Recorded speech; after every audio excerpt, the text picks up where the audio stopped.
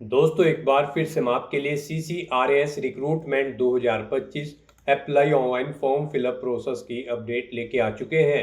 किस तरह से आप CCRAS group A, group B और ग्रुप सी की वेरियस पोस्ट के लिए 389 खाली पदों के लिए अपने फॉर्म अप्लाई कर सकते हो। स्टेप बाय स्टेप कंप्लीट जानकारी आपको इस वीडियो में दी जाएगी।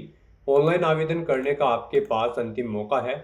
लास्ट डेट की अपडेट है, केवल 4 दिन शेष रह गए हैं। आप जल्द से जल्द अपना फॉर्म अप्लाई कर ले, कहीं मौका हाथ से छूट न जाए।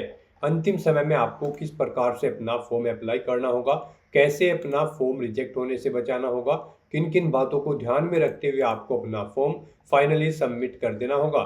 फॉर्म अप्लाई करते समय अगर आपके सामने कोई भी टेक्निकल प्रॉब्लम आ रही है तो उसका हल भी आपको इस वीडियो में मिल जाएगा। ऑनलाइन आवेदन करते समय आपको कोई भी ऐसी गलती या फिर मिस्टेक नहीं करनी होगी जिसको करने से आपका एप्लीकेशन फॉर्म रिजेक्ट हो सकता है। आवेदन करते समय आप अपनी क्वालिफिकेशन की डिटेल किस प्रकार से दोगे, किस तरह से पोस्ट प्रेफरेंस दोगे, यहाँ पर आप अपना फीस पेमेंट किस प्रकार से करोगे, रजिस्ट्रेशन से लेकर प्रिंट तक आपको किस तरह से अपना फॉर्म अप्लाई कर लेना होगा।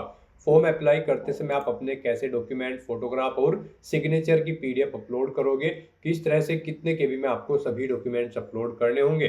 तो पूरी जानकारी के लिए आपको ये वीडियो शुरू से लेके एंड तक बिना स्किप किए हुए देखनी होगी। इस वीडियो को पूरा देखने पर ही आपके सभी सवाल और डाउट क्लियर होंगे। तो चलिए दोस्तों, बिना कोई वक्त कमाए शुरू करते हैं CCRAS रिक्रूटमेंट फॉर्म फिलअप की पूरी जानकारी। फॉर्म भरने से पहले आपको सबसे पहले हमारी वेबसाइट IND सरकारी नौकरी के इस पेज पर विजिट करना होगा, जिसका लिंक आपको नीचे description plus first comment box में मिल जाएगा। और हमारे इस पेज पर विजिट करके आप यहां से CCRAS रिक्रूटमेंट का फॉर्म अप्लाई कर सकते हो। Central council for research in Ayurvedic science CCRAS के अंतर्गत group A, group B, group C की पोस्ट निकली हुई है। इसमें ग्रुप ए के लिए रिसर्च ऑफिसर, ग्रुप बी के लिए assistant research officer, assistant staff nurse, translator, Hindi assistant, medical laboratory technologist और ग्रुप सी के अंतर्गत MTS, LDC, UDC, research assistant, steno statistical assistant, library information assistant, translator और भी अन्य पोस्ट निकली है, जिनके लिए 389 खाली पद है। ऑनलाइन आवेदन करने का आपके पास अंतिम मौका है, केवल 4 ही दिन शेष है। आप जल्द से जल्द अपना फॉर्म अप्लाई कर ले, अंतिम समय का वेट न करें। आखिरी समय में कोई भी टेक्निकल प्रॉब्लम हो सकती है। तो लास्ट डेट ऑनलाइन आवेदन करने की 22 सितंबर है। 10वीं 12वीं डिग्री डिप्लोमा धारक अप्लाई कर सकते हैं। मैक्सिमम 27, 28, 30 और 40 वर्ष आयु सीमा है अलग अलग पोस्ट के लिए, जो कि आप नोटिस से चेकआउट कर सकते हो।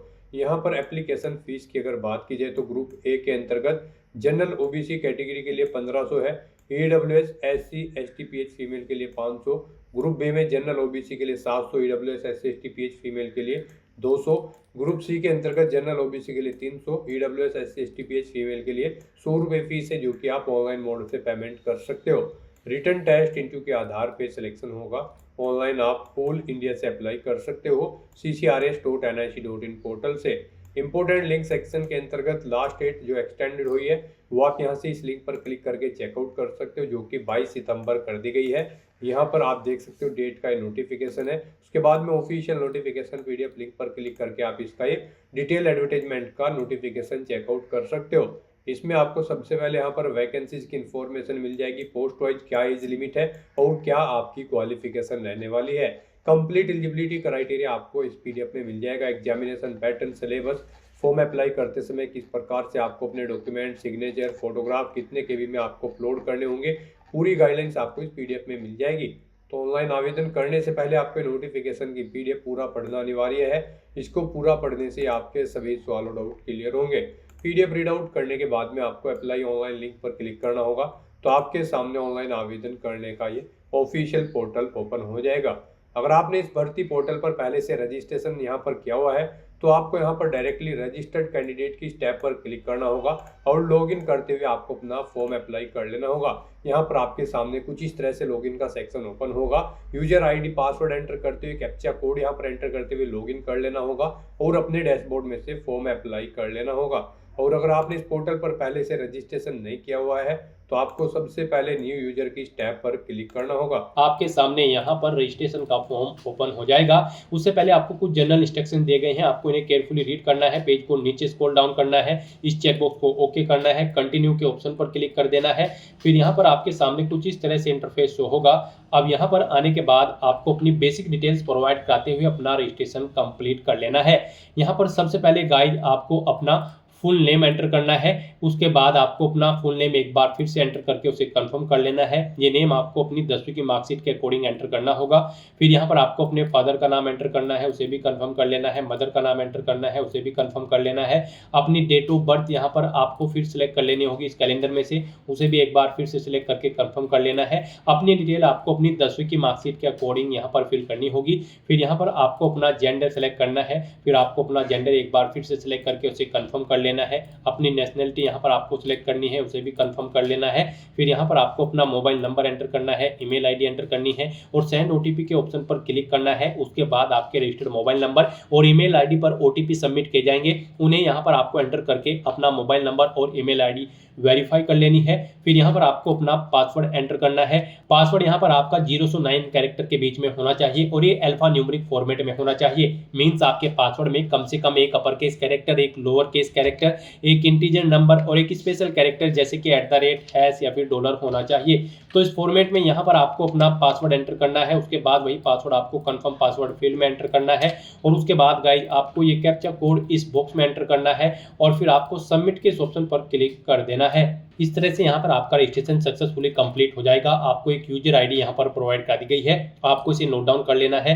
ये यूजर आईडी और पासवर्ड आपका आपके रजिस्टर्ड मोबाइल नंबर और ईमेल आईडी पर भी सबमिट कर दिए गए हैं। आपको उन्हें केयरफुली नोट डाउन करके रख लेना है फ्यूचर यूज के लिए। और यहाँ पर गाइस जब आपको please click here to login के ऑप्शन पर क्लिक करना है।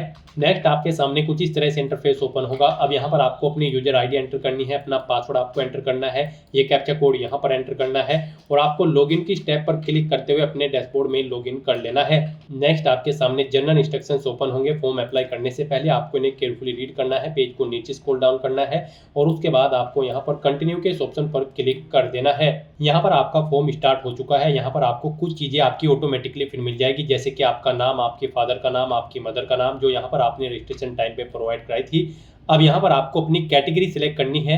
आप अपने अकॉर्डिंग यहाँ पर अपनी कैटेगरी सिलेक्ट करें। उसके बाद आपसे पूछा गया है कि क्या आप यहाँ पर EWS कैटेगरी से बिलोंग करते हैं। अगर करते हैं तो यस करें, नहीं तो यहाँ पर आप नो ऑप्शन सेलेक्ट करें। अपना मैरिटल स्टेटस आप सिलेक्ट करें, आप मैरिड हो या फिर सिंगल हो या फिर विडो या फिर डाइवोर्स, आप अपने अकॉर्डिंग यहाँ से ऑप्शन सेलेक्ट करें। फिर आपसे पूछा गया कि क्या आप person with benchmark disability candidate हैं और आपकी डिसेबिलिटी 40% से अबव है। अगर है तो आप यस करेंगे, डिसेबिलिटी का टाइप सेलेक्ट करेंगे, नहीं है तो यहाँ पर आप नो ऑप्शन सेलेक्ट कर लेंगे। फिर आपसे पूछा गया कि क्या आप एक सर्विसमैन कैंडिडेट हैं। अगर है तो आप यस करेंगे, ज्वाइनिंग डेट देंगे, डिस्चार्ज डेट देंगे। फिर यहाँ पर आपकी एक्चुअल सर्विस की कैलकुलेट करके आपको शो कर दी जाएगी कि कितने ईयर, मंथ और डे आपने सर्विस की है। और अगर आप एक सर्विसमैन कैंडिडेट नहीं है तो यहाँ पर आपको नो ऑप्शन सेलेक्ट कर लेना है। फिर आपसे पूछा गया कि क्या आप यहाँ पर आपके पास जम्मू और कश्मीर का डोमिसाइल है। यहाँ पर ड्यूरिंग पीरियड 1/1/1980 से 31/12/1989 के बीच में। अगर है तो आप यस करेंगे, नहीं तो नो ऑप्शन सेलेक्ट करेंगे। फिर आपसे पूछा गया कि क्या आप सेंट्रल गवर्नमेंट सिविलियन एम्प्लॉय हैं। अगर है तो आप यस करें और फिर उसकी डिटेल दें, नहीं है तो नो ऑप्शन सेलेक्ट करें। फिर आपसे पूछा गया कि क्या आप स्पोर्ट पर्सन हैं। अगर हैं तो आप यस करें, स्पोर्ट लेवल यहाँ पर सेलेक्ट करें और फिर आप बताएं यहाँ पर कौन सा स्पोर्ट आपके पास था। नहीं है तो आप नो ऑप्शन सेलेक्ट कर लें। उसके बाद यहाँ पर आपको अपनी कॉन्टैक्ट डिटेल प्रोवाइड करानी है। यहाँ पर आप अपना परमानेंट एड्रेस एंटर करें। उसके बाद आप अपना कोरोस्पोंडेंस एड्रेस एंटर करें और अगर आपका कोरोस्पोंडेंस एड्रेस आपके परमानेंट एड्रेस के अकॉर्डिंग सेम है तो आप सेम एज परमानेंट एड्रेस के चेकबॉक्स को ओके कर देंगे। ऑटोमेटिकली आपका परमानेंट एड्रेस आपके कोरोस्पोंडेंस एड्रेस के अकॉर्डिंग फिल हो जाएगा। और उसके बाद गाइस यहाँ पर आपको सेव एंड कंटिन्यू के ऑप्शन पर क्लिक कर देना है। नेक्स्ट यहाँ पर आपको अपनी एजुकेशनल क्वालिफिकेशन की डिटेल प्रोवाइड करनी है। इसमें आपको 10वीं क्लास की डिटेल सबसे पहले प्रोवाइड करनी होगी। इसमें यहाँ पर सबसे पहले आपको बोर्ड का नाम सेलेक्ट करना है जिससे आपने अपनी 10वीं क्लास पास आउट की है। पासिंग मंथ और ईयर यहाँ पर आपको सिलेक्ट कर लेना है। फिर आपको बताना है आपका जो रिजल्ट था वो CGPA में था या फिर परसेंटेज में।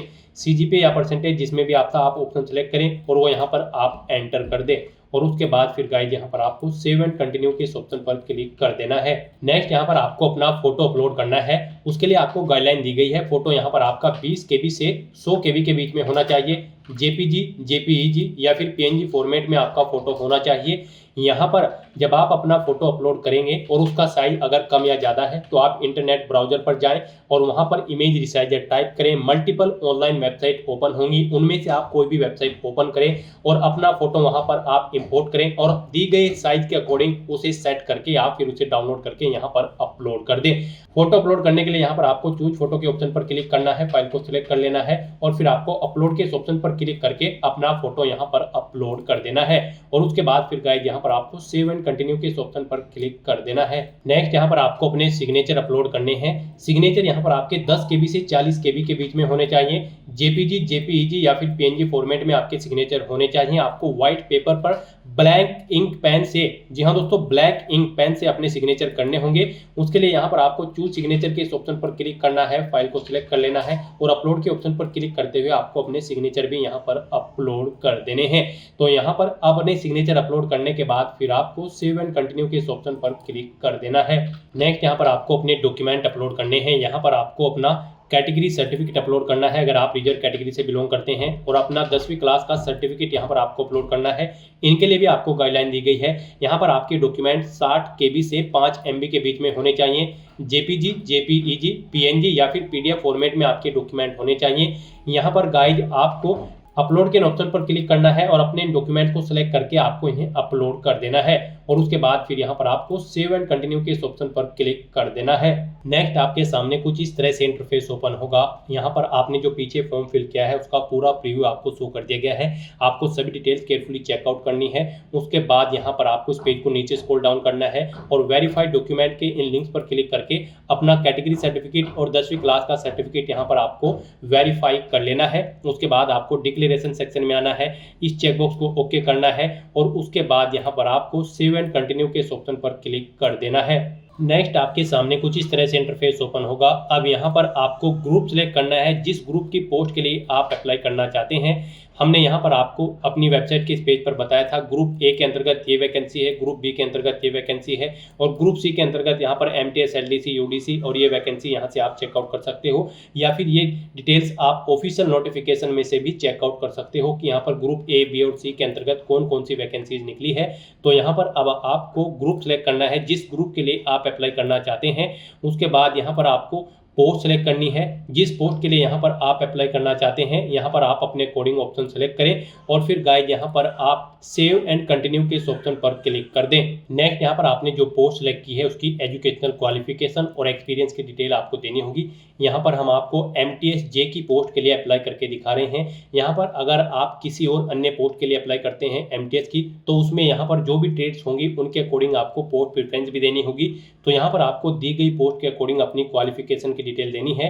यहाँ पर MTS J की पोस्ट पर अप्लाई करने के लिए आपका यहाँ पर 10वीं क्लास पास आउट होना जरूरी है किसी वेल रिकॉग्नाइज्ड बोर्ड या फिर स्कूल से। तो यहाँ पर आपसे पूछा गया है कि क्या आपने अपनी 10वीं क्लास पास आउट कर रखी है रिकॉग्नाइज्ड बोर्ड से, तो यहाँ पर आपको यस ऑप्शन सेलेक्ट करना है। उसके बाद यहाँ पर आपको सेव एंड कंटिन्यू के इस ऑप्शन पर क्लिक कर देना है।